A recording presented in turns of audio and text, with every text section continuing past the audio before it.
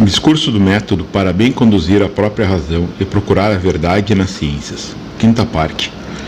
Gostaria muito de prosseguir e de mostrar aqui toda a cadeia de outras verdades que deduzi dessas primeiras. Mas, dado que, para tal efeito, seria agora necessário que falasse de muitas questões controvertidas entre os doutos, com as quais não desejo indispor-me, creio que seria melhor que eu me abstenha e somente diga, em geral, qual elas são, a fim de deixar que os mais sábios julguem se seria útil para o público fosse esse respeito mais particularmente informado. Permanecia sempre na firme resolução que tomara de não supor qualquer outro princípio, exceto aquele de que acaba de servir para demonstrar a essência de Deus e da alma, e de não acolher coisa alguma por verdadeira que não me parecesse mais clara e mais certa do que me havia parecido anteriormente as demonstrações dos geometras. E, no entanto, ouso dizer que não só encontrei meio de me satisfazer em pouco tempo no tocante a todas as principais dificuldades que costumam ser tratadas na filosofia, mas também que notei certas leis que Deus estabeleceu de tal modo na natureza e das quais imprimiu tais noções em nossas almas que, depois de refletir bastante sobre elas, não poderíamos duvidar que não fossem exatamente observadas em tudo o que existe ou se faz no mundo. Depois, considerando a sequência dessas leis, parecia-me ter descoberto muitas verdades mais úteis e mais importantes do que tudo quanto aprendera até então, ou mesmo esperava aprender. Mas, dado que tentei explicar as principais num tratado que certas considerações me impedem de publicar, não poderia delas melhor a conhecer do que dizendo aqui, sumariamente, o que ela contém. Eu pretendia, antes de escrevê-lo, incluir nele tudo o que julgava saber quanto à natureza das coisas materiais. Mas, tal como os pintores que, não podendo representar igualmente bem num quadrado plano todas as diversas faces de um corpo sólido, escolhem uma das principais, que colocam a luz e, sombreando as outras, só as fazem aparecer tanto quanto se possa vê-las ao olhar aquela. Assim, temendo não poder pôr em meu discurso tudo o que tinha no pensamento, tentei apenas expor bem amplamente o que concebia da luz. Depois, no seu ensejo, acrescentar alguma coisa sobre o Sol e as estrelas fixas, porque a luz procede quase todas deles, sobre os céus, porque a transmitem, sobre os planetas, os cometas e a Terra, porque a refletem, e em particular sobre todos os corpos que há na Terra, porque ou são coloridos, ou transparentes, ou brilhantes, enfim, sobre o homem, porque é o seu espectador. Também para sombrear um pouco todas essas coisas e poder dizer mais livremente o que julgava a seu respeito, sem ser obrigado a seguir nem a refutar a opinião aceita entre os doutos, resolvi-me a deixar todo esse mundo às suas disputas, e a falar somente do que aconteceria num novo, se Deus criasse agora, em qualquer parte, no espaço imaginário, bastante matéria para compô-lo, e se agitasse diversamente e sem ordem as diversas partes dessa matéria, de modo que compusesse com ela um caos tão confuso quanto os poetas possam fazer crer, e que em seguida não fizesse outra coisa senão prestar o seu curso comum à natureza, e deixá-la agir segundo as leis por ele estabelecidas. Assim, primeiramente, descrevi essa matéria e procurei representá-la de tal modo que nada há no mundo, parece-me, mais claro nem mais inteligível, exceto o que há pouco foi dito sobre Deus e a alma. Pois supus mesmo expressamente que não exista nela nenhuma dessas formas ou qualidades acerca das quais se disputam nas escolas, nem, de modo geral, qualquer coisa cujo conhecimento não fosse tão natural às nossas almas que não pudesse mesmo fingir ignorá-la. Além disso, fiz ver quais eram as leis da natureza. E, sem apoiar minhas razões em nenhum outro princípio, a não ser nos das perfeições infinitas de Deus, procurei demonstrar todas aquelas que pudessem suscitar qualquer dúvida e mostrar que elas são tais que, embora Deus tivesse criado muitos mundos, não poderia existir um só em que deixasse de ser observadas. Depois disso, indiquei como a maior parte da matéria desse caos devia, em sequência dessas leis, dispor-se e arranjar-se de uma certa forma que a toma semelhante aos nossos céus. Como, entretanto, algumas de suas partes deviam compor uma Terra, alguns dos planetas e cometas e outros um Sol e estrelas fixas, e, neste ponto, estendendo-me sobre o tema da luz, expliquei bem longamente qual era a que se devia encontrar no Sol e nas estrelas, e, como a partir daí, atravessava num instante os imensos espaços dos céus, e como se refletia dos planetas e dos cometas para a Terra. Juntei a isso também várias coisas atinentes à substância, situação, movimentos e todas as várias qualidades desses céus e desses astros. De sorte que pensava ter tido a respeito o suficiente para fazer compreender que nada se nota nos deste mundo que não devesse, ou ao menos não pudesse, parecer totalmente semelhante nos do mundo que estávamos descrevendo. Daí vim falar particularmente sobre a Terra, como, embora houvesse expressado o suposto que Deus não pusera peso algum na matéria do que ela era composta,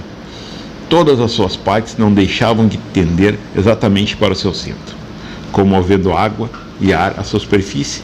a disposição dos céus e dos astros, provavelmente da Lua, devia nela causar um fluxo e refluxo que fosse semelhante em todas as suas circunstâncias, ao que se observa nos nossos mares. E além disso, certo curso, tanto da água como do ar, do levante para o poente, tal como se observa também entre os trópicos.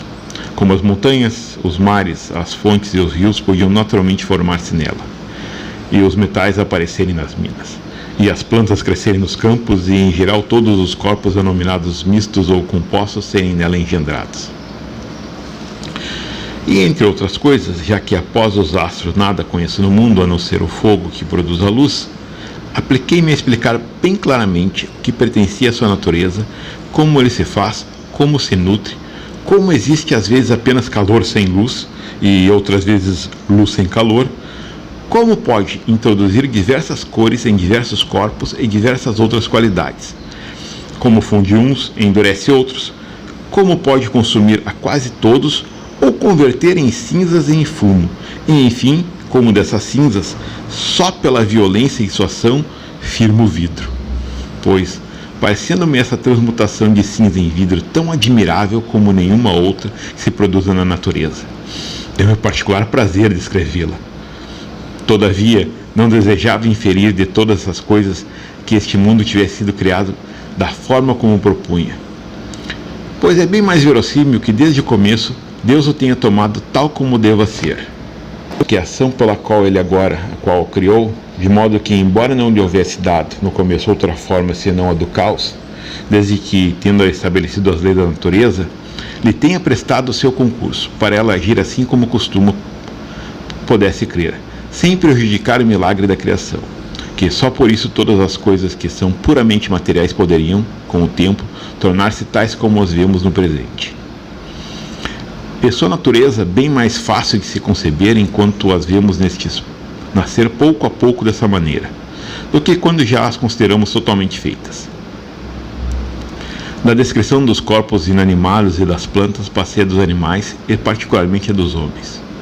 Mas, como não contava ainda suficiente conhecimento para falar deles no mesmo estilo que a do resto, isto é, demonstrando os efeitos pelas causas, e mostrando dos quais semente e das quais maneira a natureza deve produzi-los, contentei-me em supor que Deus formasse o corpo de um homem inteiramente semelhante a um dos nossos, tanto na figura exterior de seus membros, como na conformação interior de seus órgãos, sem compô-lo de outra matéria além do que eu descrevera, e sem pôr nele, no começo, qualquer alma racional, nem qualquer outra coisa para servir-lhe de alma vegetativa ou sensitiva, senão que excitasse em seu coração um desses fogos sem luz que eu já explicara, e que não concebia nenhuma outra natureza, exceto a que aquece o feno quando o guardam antes que estar seco, ou o que faz ferver os vinhos nos novos quando ficam a fermentar sobre o bagaço.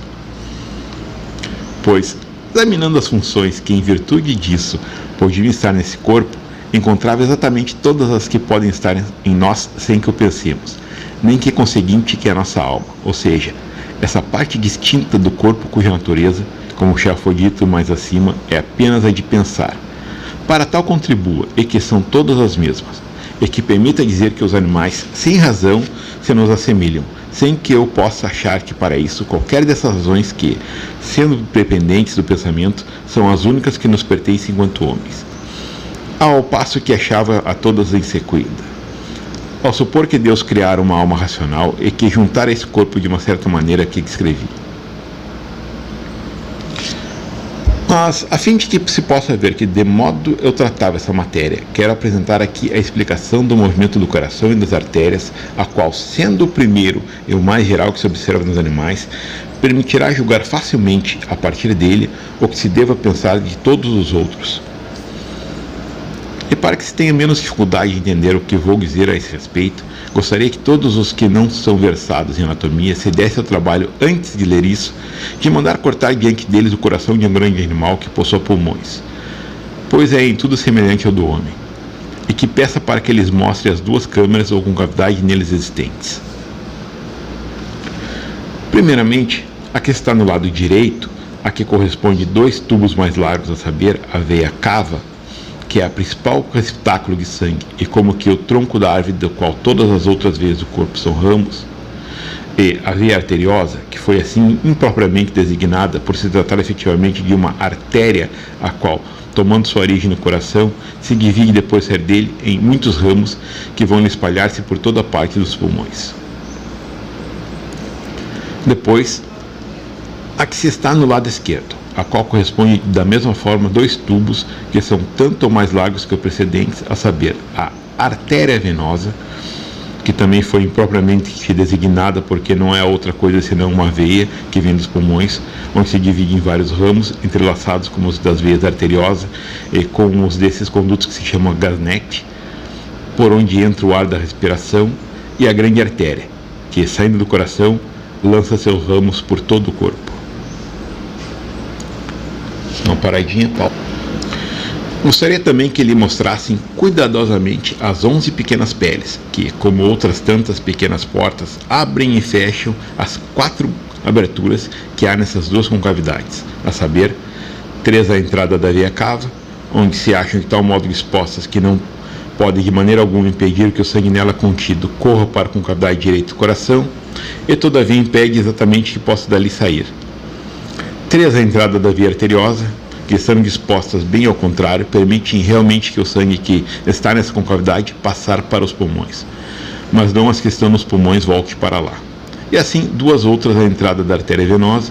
que deixa fluir o sangue dos pulmões para a concavidade esquerda do coração, mas opõe-se ao seu retorno. E 3 à entrada da grande artéria, que lhe permite sair do coração, mas impede seu retorno. Procurar outra razão para o número dessas peles, senão a de que a abertura das artérias venosas, sendo oval devido ao local onde fica, pode ser comodamente fechada com 2, ao passo que as outras 3, sendo redondas, é melhor fechá-las. Demais, gostaria que eles fossem dados considerar que a grande artéria e a veia arteriosa são de uma composição muito mais dura e mais firme do que a artéria venosa e a veia cava, e que as 2 últimas se alargam antes de entrar no coração, formando aí como que 2 bolsas, chamadas orelhas do coração, que se compõem de uma carne semelhante a deste, e que há sempre mais calor no coração do que em qualquer outro lugar do corpo. Enfim, que esse calor é capaz de fazer com que, se uma gota de sangue entrar em suas concavidades, ela se infle prontamente e se dilate. Como procede em geral todos os líquidos quando os deixamos cair gota a gota num vaso que seja muito quente. Isso porque depois disso nada mais preciso dizer para explicar o movimento do coração, salvo que, quando as suas concavidades não estão cheias de sangue, este corre necessariamente da veia cava para a concavidade direita e da artéria venosa para a esquerda, já que esses 2 vasos se acham sempre cheios, e que as suas aberturas, voltadas para o coração, não podem então ser tapadas, mas, tão logo tenham entrado assim 2 gotas de sangue, uma em cada concavidade, essas gotas, que só podem ser muito grossas, porque as aberturas que por onde penetram são muito largas, e os vasos de onde provém muito cheios de sangue, rarefazem-se e dilatam-se por causa do calor que ali encontram, e por esse meio fazem inflar o coração todo. Empurram e fecham as 5 pequenas portas que ficam à entrada dos 2 vasos de onde vêm, impedindo assim que desça mais sangue ao coração. E, continuando a rarefazer-se cada vez mais, empurram e abrem as 6 outras pequenas portas que ficam à entrada dos 2 outros vasos por onde saem, fazendo inflar por esse meio todos os ramos da veia arteriosa e da grande artéria, quase no mesmo instante que o coração, o qual, em seguida, incontinente, se desinfla, como sucede também com essa artéria, por se resfriar o sangue que nela entrou. As suas 6 pequenas portas se fecham e as 5 da veia cava e da artéria venosa reabrem-se, dando passagem a 2 outras gotas de sangue, que vão de novo inflar o coração e as artérias, tal como as precedentes. E por que o sangue que entra assim no coração passa por essas 2 bolsas que se chamam suas orelhas? Daí resulta que o movimento dessas é contrário ao seu e que elas desinflam quando ele se infla. De resto, a fim de que aqueles que não conhecem a força das demonstrações matemáticas e não estão acostumados a distinguir as razões verdadeiras das verossímeis, não se aventurarem a negar tal fato sem exame. Quero adverti-los de que esse movimento que acabo de explicar segue-se tão necessariamente da simples exposição do órgão que se podem ver a olho nu no coração, e do calor que se pode sentir com os dedos, e da natureza do sangue que se pode conhecer por experiência, como de um relógio segue-se da força da situação e da figura de seus contrapesos e rodas. Mas, se se pergunta como o sangue das aveias não se esgota, fluindo assim continuamente para o coração,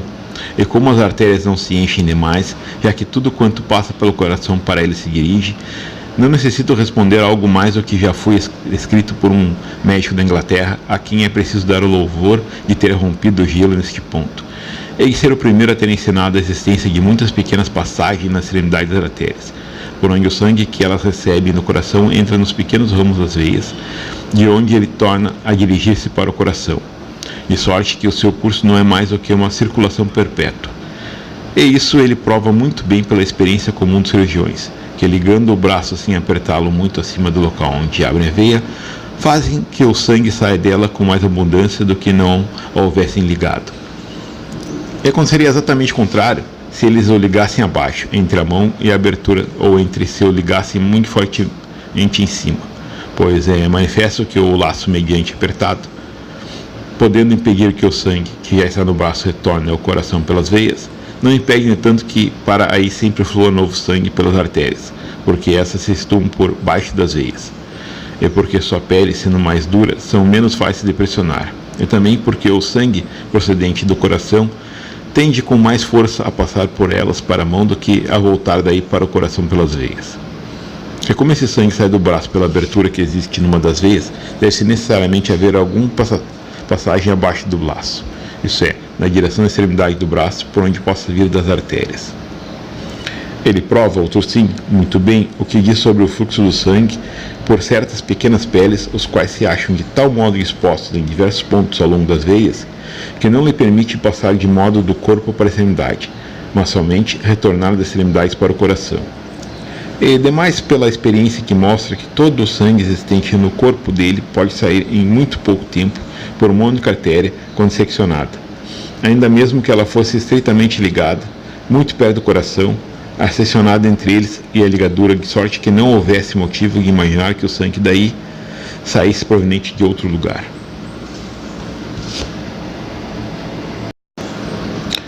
Mas há numerosas outras coisas que testemunham que a verdadeira causa desse movimento do sangue é a que eu disse. Assim, primeiramente, a diferença que se nota entre o sangue que sai das veias e o que sai das artérias só pode proceder de fato do que, tendo-se rarefeito e como que destilado ao passar pelo coração,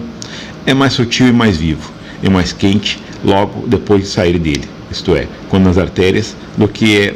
um pouco antes de nele entrar, isso é, quando nas veias. E se se presta atenção, verifica-se que tal diferença só aparece realmente na direção do coração e de modo algum nos lugares que dele mais se distanciam. Depois, a dureza das peles, de que a veia arteriosa e a grande artéria se compõem, mostra suficientemente que o sangue bate contra elas com mais força do que contra as veias. E porque seriam a concavidade esquerda do coração e a grande artéria mais ampla e mais largas do que a concavidade direita e a via arteriosa, se não fosse porque o sangue da artéria venosa, tendo estado apenas nos pulmões depois de passar pelo coração, é mais sutil e rarefaz-se mais forte e mais facilmente do que aqueles que vêm imediatamente da veia cava. É o que podem os médicos adivinhar, tateando os pulsos, se não sabe que, conforme o sangue muda de natureza, pode ser rarefeito pelo calor do coração, mais ou menos forte e mais ou menos rápido do que antes. E se examina como se esse color se comunica aos outros membros, não cumpre confessar que é por meio do sangue que, passando pelo coração, nele se aquece e daí se espalha por todo o corpo? De onde resulta que, se se tira o sangue de alguma parte, tira-lhes da mesma maneira o calor, e ainda que o coração fosse tão ardente que um ferro abrasado não bastaria, como não basta, para aquecer os pés e as mãos, se não lhes enviasse continuamente novo sangue. Depois, também se sabe daí que a verdadeira utilidade da respiração é trazer bastante ar fresco aos pulmões, para fazer com que o sangue que para aí vem da concavidade direita do coração, onde foi rarefeito, como que transmutado em vapores, se espesse e se converta de novo em sangue antes de recair na concavidade esquerda, sem que não poderia ser próprio para servir de alimento ao fogo existente. O que se conforma, visto que os animais desprovidos de pulmões tampouco têm mais do que uma só concavidade no coração. E as crianças, que não podem usá-los enquanto encerradas no ventre de suas mães, possuem uma abertura por onde corre o sangue da veia cava para a concavidade esquerda do coração e um conduto por onde ele vai da veia arteriosa para a grande artéria, sem passar pelos pulmões. Depois, a cocção. Como se faria ela no estômago se o coração não lhes enviasse calor pelas artérias, e com que alguns dos mais fluidas partes do sangue que ajudam a dissolver os alimentos que foram parar aí apostos? E a ação que converteu o suco desses alimentos em sangue, não será ele fácil de reconhecer, se se considera que esse que se destila passando a repassar pelo coração, talvez mais do que 100 ou 200 vezes por dia? E de que mais se necessita para explicar a nutrição e a produção dos diversos humores que existem no corpo, exceto dizer que a força com que o sangue, ao refazer-se, passa do coração às extremidades das artérias, leva algumas das suas partes e se detém entre elas dos membros onde se acham e a tomam aí o lugar de algumas outras que elas expulsam, e que, conforme a situação, ou a figura, ou a pequenez dos poros que encontram, uns vão ter certos lugares mais do que outras, da mesma forma como cada qual pode ter visto diversos escrivos, que,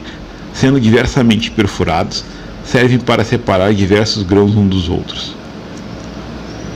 Enfim, o que há mais notável em tudo isso é a geração do espírito animais, que são como um vento muito sutil, ou melhor, como uma chama muito pura e muito viva, que, subindo continuamente em grande abundância do coração ao cérebro, dizer-se daí pelos nervos para os músculos, e imprime movimento a todos os membros, sem que seja preciso imaginar outra causa que leve as partes do sangue, que, sendo as mais agitadas e as mais penetrantes, são as mais próprias para compor tais espíritos, e se dirigem mais ao cérebro do que a outras partes. Mas somente que as artérias, que as levam para aí, são aquelas que vêm do coração em linhas mais retas de todas, e que, segundo as leis da mecânica, que são as mesmas da natureza quando várias coisas tendem a mover-se em conjunto para o mesmo lado, ou então existe espaço suficiente para todas, tais como as partes do sangue que saem da concavidade esquerda do coração tendem para o cérebro, as mais fracas e menos agitadas devem ser desviadas pelas mais fortes, que por esse motivo aí vão ter sós. Tratado que pretendia autorar publicar. Em seguida, mostrara nele qual deve ser a estrutura dos nervos e dos músculos do corpo humano, para fazer que os espíritos animais, estando dentro, tenham a força de mover seus membros. Assim como se vê que as cabeças, pouco depois decepadas, se remexem ainda, e mordem a terra, não obstante, não mais sejam animadas. Quais mudanças se devem efetuar no cérebro para causar a vigília, o sono e os sonhos? Como a luz, os sons, os odores, os sabores, o calor e todas as outras qualidades dos objetos exteriores, nele podem imprimir diversas ideias por intermédio de sentidos, como a fome, a sede e as outras paixões interiores também podem enviar as suas. O que deve ser nele tomado pelo senso comum. Onde essa ideia não acolhidas pela memória que as conserva e pela fantasia que as pode modificar diversamente e compor com elas outras novas, e pelo mesmo meio, distribuindo os espíritos animais nos músculos, movimentar os membros desse corpo de tão diversas maneiras, que, a propósito dos objetos que se apresentam aos seus sentidos, quer das paixões interiores que estão nele, que os ossos se possam mover sem que a vontade os conduza. O que não pode parecer de modo algum estranho a quem, sabendo que há diversos autômatos ou máquinas móveis, a indústria dos homens pode produzir, sem empregar nisso senão pouquíssimas peças em comparação à grande quantidade de ossos, músculos, nervos, artéria, veias e todas as outras partes existentes no corpo de cada animal, considerará esse corpo uma máquina que, tendo sido feito pelas mãos de Deus, é incomparavelmente melhor ordenada e contém movimentos mais admiráveis do que qualquer das que possam ser inventadas pelos homens. Eu detiveram-me particularmente nesse ponto, para mostrar que se houvesse máquinas assim, que tivessem os órgãos e a figura de um macaco ou de qualquer outro animal sem razão, não disporíamos de nenhum meio para reconhecer que elas não seriam em tudo da mesma natureza que esses animais, ao passo que, se houvesse outras que apresentassem semelhança com nossos corpos e imitassem tanto nossas ações quanto moralmente fosse possível, teríamos sempre dois meios muito seguros para reconhecer que nem por isso seriam verdadeiros homens.